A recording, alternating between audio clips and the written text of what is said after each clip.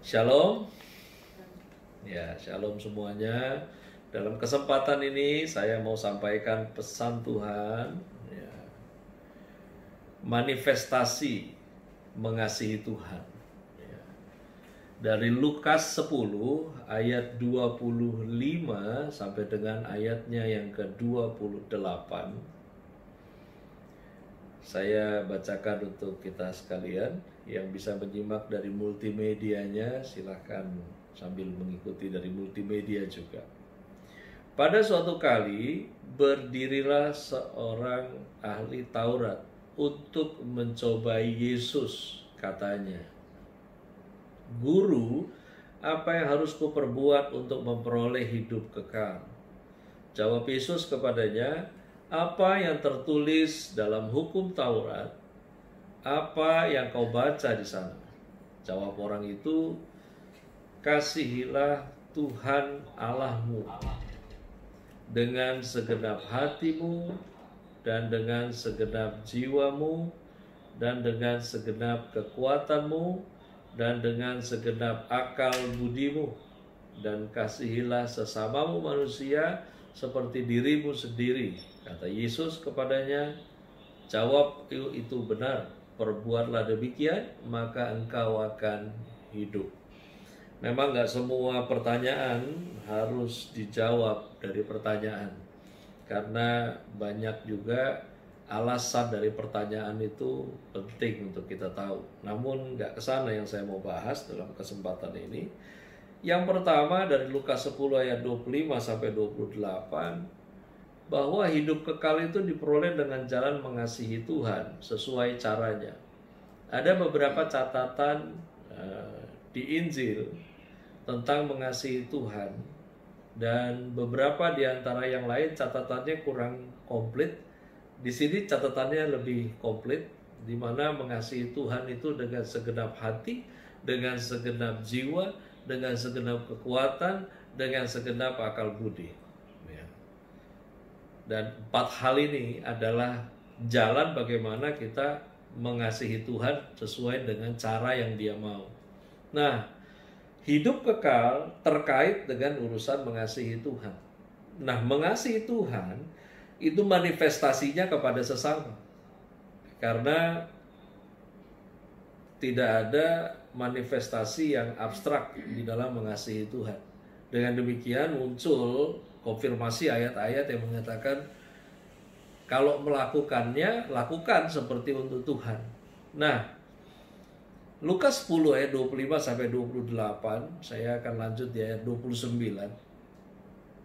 Tetapi untuk membenarkan dirinya, orang itu berkata kepada Yesus, "Dan siapakah sesamaku manusia?" Ya. Ini menarik karena memang udah dari awal bawaannya mau ngetes, ya. Karena dari awal bawaannya mau ngetes, jadi dijawab apa nyaut lagi. Ya. Kali ini dia bilang, "Oke, di ayat 28 kasih Tuhan Allahmu dan sebagainya, dan akhirnya ditambahkan kasihlah sama manusia seperti dirimu sendiri." Ya. Nah, Yesus bilang itu benar. Karena itu perbuat demikian maka kau akan hidup. Ya. Nah, yang berikut dilanjutkan adalah kalau tadi kasih Tuhan Allahmu dengan segenap jiwa, hati, kekuatan, akal budi itu dia coba singkirkan. Yang sekarang dia mau bahas adalah yang namanya sesamaku itu yang mana? Ya. Ini menarik ya. Perlu kita mengerti bahwa pemikiran Taurat dan pemikiran anugerah itu berbeda. Ya. Pemikiran Taurat itu aturan hukumnya adalah lex talionis namanya. Ya. Nah, sementara pemikiran di dalam kasih karunia itu anti lex talionis. Ya. Pastor jangan pakai bahasa ribet-ribet. Enggak, ini saya mau Anda cerdas karena kan mengasihi Tuhan dengan segenap akal budi kan. Ya. Lex talionis dengan anti lex talionis itu begini. Lex talionis itu di mana hukum, aturan itu mengacu kepada pelaku. Ya, makanya muncul aturannya mata ganti mata, gigi ganti gigi. Ini tidak dalam bentuk yang serupa, tetapi dengan nilai yang serupa. Ya, jadi tuntutannya kalau lex talionis adalah kepada si pelaku. Ya, kamu sudah rugikan mata, kamu harus ganti rugi seharga mata. Kamu sudah buat rugi gigi, ya maka kamu harus mengganti rugi seharga gigi. Ya, itu lex talionis. Nah, kalau anti lex talionis ini mengarah kepada orang yang diperlakukan. Nah, maka dari itu hukum Kristus itu anti lex talionis, di mana apabila ada orang yang memintamu berjalan 1 mil, berjalanlah 2 mil. Ya. Nah, kalau konsepnya lex talionis beda. Kalau ada yang nyuruh kamu jalan 1 mil, kamu tanya balik, mau berani bayar berapa? Ya. Nah, hukum Kristus beda. Kalau ada yang minta bajumu, berikan juga jubahmu. Nah, ini anti lex talionis. Ada yang tampar pipimu sebelah, kasih sebelah lagi. Ini anti lex talionis. Ini bukan tentang sanggup atau gak sanggup. Ini membukakan kita pemahaman bahwa inilah perbedaan, inilah proses disempurnakannya oleh hukum Kristus dari Taurat.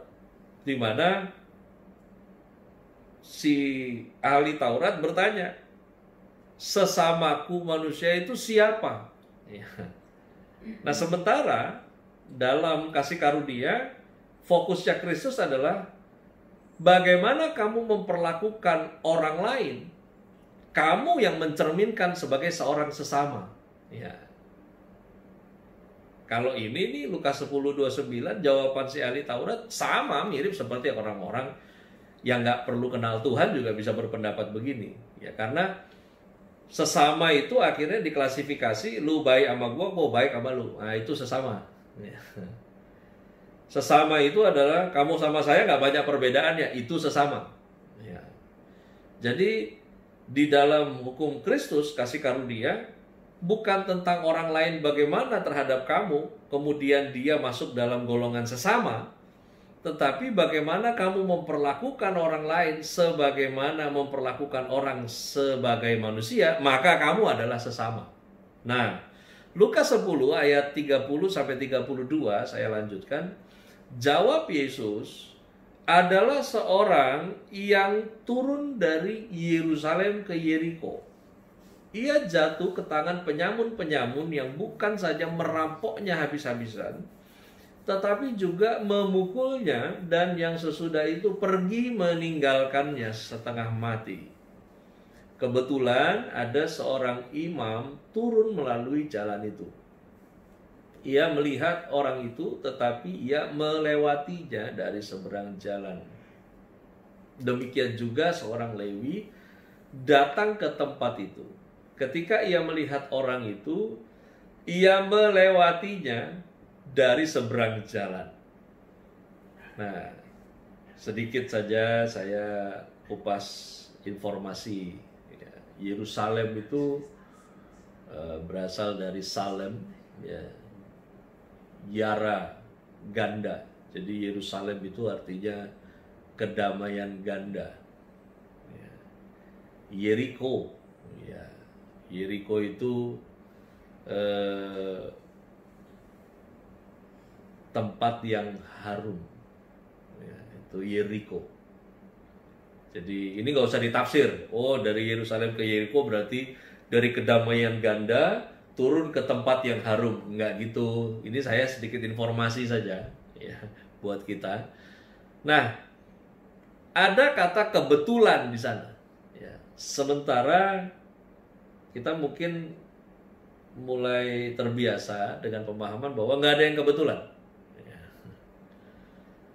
Dan kenapa ini pakai kebetulan kok katanya nggak ada yang kebetulan kalau semua Allah berdaulat? Jangan lupa ini antara pengalaman yang benar atau tentang sebuah analogi. Ya. Jadi kisah ini. Ya. Namun kalau bicara tentang kebetulan, lalu kemudian kita mau terjemahkan ke dalam situasi apa yang kita hadapi di dalam kasih karunia ini, menarik adalah begini, rupanya siapa yang kita hadapi itu bukan fokusnya, tetapi bagaimana kita menghadapi siapa, itu yang Tuhan perhatikan dari setiap kita. Ya. Jadi dalam situasi yang disebut dengan kebetulan ini, ya, nah, mari kita sama-sama peka bahwa bukan perlakuan yang Anda terima, bagaimana orang memperlakukan, itu yang menjadi fokus. Tetapi untuk mereka yang paham akan anugerah keselamatan, kita berfokus pada bagaimana kita menyikapinya. Ini nggak mudah memang. Ya, ini nggak mudah. Namun ini yang kita harus pahami. Kalau nggak gagal paham nanti kita. Ya. Nah, ada 3 golongan masyarakat dalam situasi yang disebut kebetulan melalui jalan itu. Ya. Golongan yang pertama adalah imam. Ini adalah golongan jabatan keagamaan tertinggi, ya, dalam budaya Yahudi. Ya. Ini golongan jabatan dengan status yang hidup seperti harusnya dia hidup seperti di akuarium, ya, dilihat banyak orang bagaimana bersikap, ya, dan penuh dengan pengetahuan akan kebenaran pastinya. Ini golongan yang pertama, di mana pejabat keagamaan tertinggi, dia cuman melihat orang itu, kemudian melewatinya dari seberang jalan. Ya. Jadi ada kemungkinan mungkin tadinya satu line, tapi karena dia lihat ada yang model begitu di depan dia, jadi ya nyebrang dulu, lewatin dari seberangnya. Nah, yang berikutnya adalah golongan masyarakat yang disebut dengan Lewi. Lewi adalah golongan suku yang dikhususkan melayani. Kalau yang tadi ini masternya pelayanan, gitu. Kalau yang ini suku yang dikhususkan melayani. Yang udah jelas-jelas ini memang yang langsung service table-nya ini dia, gitu. Tapi ini pun mengikuti si golongan imam. Ya. Lihat di depan, nih ribet, ya udah mending nyebrang aja. Ya. Karena memang ketika kita paham kebenaran, belajar, tahu apa yang benar, mengaminkan apa yang Tuhan perintah, memang menjadi tidak teladan apabila kita mulai pilih areanya. Ya, area yang ini tidak menguntungkan, area ini menguntungkan, area yang ini tidak ada yang menilai, area yang itu ada yang menilai. Makanya sesungguhnya ketika setiap orang mengaku sedang melayani pekerjaan Tuhan, sebetulnya fokus yang harus dilakukan adalah melayani hatinya Tuhan. Ya. Kelihatan atau nggak kelihatan nggak penting. Ya. Nah, yang berikut dari Lukas 10 ayat 33 sampai 35. Nah, ini golongan ketiga. Lalu datang seorang Samaria yang sedang dalam perjalanan ke tempat itu. Dan ketika ia melihat orang itu, tergeraklah hatinya oleh belas kasihan. Ia pergi kepadanya, lalu membalut luka-lukanya.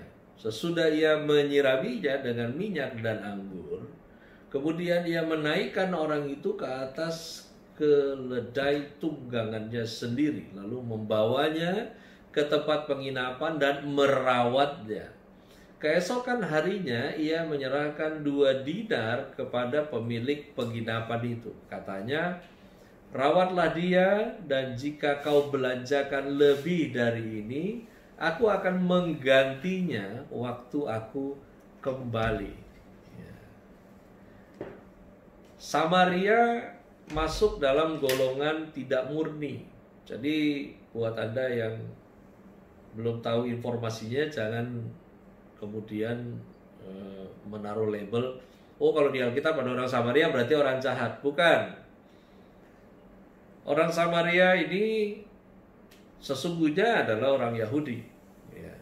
Hanya pada kurang lebih 720 sebelum Masehi itu ada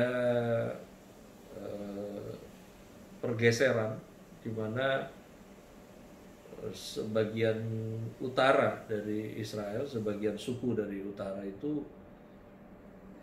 masuk ke dalam perbudakan, pengasingan, lalu kemudian terjadi pernikahan campur. Nah, keturunan dari pernikahan campur inilah yang disebut sebagai Samaria. Jadi gontok-gontokan antara Yahudi dan Samaria ini, yang Yahudi merasa bahwa yang disebut umat Tuhan itu adalah yang keturunan murni Yahudi. Nah, sementara ya ini Yahudi dalam golongan orang Ibrani dari seberang sungai Efrat. Nah, sementara mereka yang terlahir dari pernikahan campur, mereka yang disebut Samaria dan dianggap bukan sebagai umat Allah karena tidak murni. Ini yang percakapan cukup panjang sampai di mana ketika Yesus ketemu dengan perempuan Samaria di dekat sumur itu, sumur Yakub, di sana dibukakan bahwa memang si orang Samaria mereka malah berpendapat mereka yang lebih murni, karena kemurnian itu buat mereka bukan dari keturunan darah, tapi kemurnian itu pada bentuk ibadah. Ya. Sementara yang Yahudi mengatakan harus dari darah, ya, keturunan yang murni. Ya. Kalau yang ini bilang enggak, kamu saja ibadahnya udah nggak murni karena geser sampai akhirnya bait sucinya ada di Yerusalem. Nah, perlu kita ketahui bahwa orang Samaria mereka punya tempat ibadah itu tidak bergerak, ya, ada tetap di gunung yang dulu namanya Moria. Ya, jadi mereka berpendapat di sana tempatnya. Ya, whatever itu, ya, Samaria dilabel sebagai golongan yang tidak murni, yang dianggap cacat secara keturunan Yahudi dikarenakan perkawinan campur. Nah, menariknya begini, ini yang saya katakan dari awal bahwa ketika kita mengikut Yesus, maka kita dibungkus oleh kasih karunia anugerah itu, yang mana segala sesuatunya, pola berpikir, pondasi iman semua tidak dibangun lagi dengan konsep Taurat, tetapi dibangun dengan konsep anugerah dan kasih karunia. Nah, oleh karena itu, dengan siapa kita berhadapan, bukan itu lagi fokusnya, tapi bagaimana kita menghadapi, bagaimana kita memperlakukan, itu fokusnya. Nah, tertulis di Lukas 10 ayat 33-35, tergeraklah hati orang Samaria oleh belas kasihan. Ya. Belas kasihan itu adalah di mana kita ini jadi orang yang ikut susah hati kita ngelihat orang lain susah. Ya. Bersukacita dan senang kita melihat orang lain bersukacita dan senang. Itulah yang disebut dengan belas kasihan. Ya. Yang mana orang-orang yang hatinya tergerak oleh belas kasihan, mereka akan membalut, menyirami, menaikkan, membawa, merawat, bahkan sampai di level di mana mereka membayar harga. Ya. Bukan supaya hebat, bukan supaya orang lain kenal Tuhan, tetapi karena dia melakukannya untuk Tuhan. Ya. Karena gak semua yang baik dilakukan itu akhirnya menjadi baik kalau bukan karena mengasihi Tuhan. Kenapa? Karena tidak semua perbuatan baik yang Anda lakukan Anda akan terima dari orang yang Anda perlakukan kembali baik. Karena orang yang gak tahu terima kasih di zaman ini baik makin banyak. Mungkin orang-orang yang gak tahu diri sesuai dengan surat Paulus ke Timotius, jumlahnya lebih banyak dari jumlah mereka yang terjangkit pandemi. Oleh karena itu, mari kita pahami bahwa hidup kekal itu jalannya mengasihi Tuhan. Mengasihi Tuhan pakai cara yang Tuhan mau. Nah, dalam hal ini manifestasinya adalah kepada sesama. Nah, ketika kita melakukannya kepada sesama, Anda dan saya akan ketemu jalan buntu kalau bukan karena melakukannya untuk Tuhan. Sampai di level yang paling tipis biasanya adalah ya untuk jiwa-jiwa, Pak. Biar orang lain kenal Tuhan. Ya. Orang lain kenal Tuhan itu bonus saja. Ya. Karena pondasinya, fokusnya adalah Anda melakukannya untuk Tuhan senang. Nah, Lukas 10 ayat 36 sampai 37, siapakah di antara ketiga orang ini menurut pendapatmu adalah sesama manusia dari orang yang jatuh ke tangan penyamun itu? Ya, jawab orang itu, orang yang telah menunjukkan belas kasihan kepadanya. Kata Yesus kepadanya, pergilah dan perbuatlah demikian. Perhatikan percakapan yang terakhir. Yesus bilang, yang mana? Ya, ini kalau saya mau gramatikalnya kita bedah menjadi sederhana, yang mana?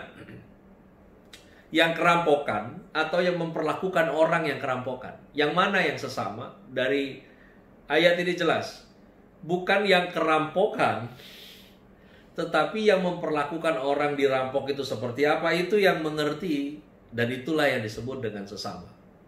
Karena itu, mari manifest bagaimana kita mengasihi Tuhan. Dan ini real. Sentuhannya ke hati Tuhan, dilakukannya melalui manusia langsung. Tuhan Yesus memberkati kita semua.